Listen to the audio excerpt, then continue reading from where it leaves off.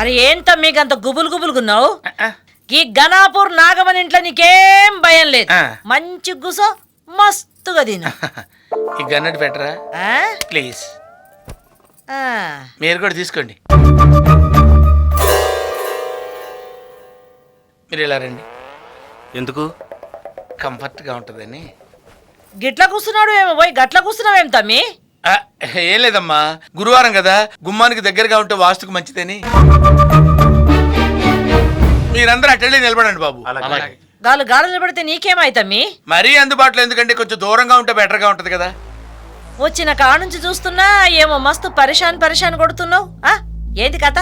గట్లనే ఉంది. కేక వస్తుందా రాదా, ఉండాలా ఉరకాలా అని టెన్షన్ లో ఉన్నా.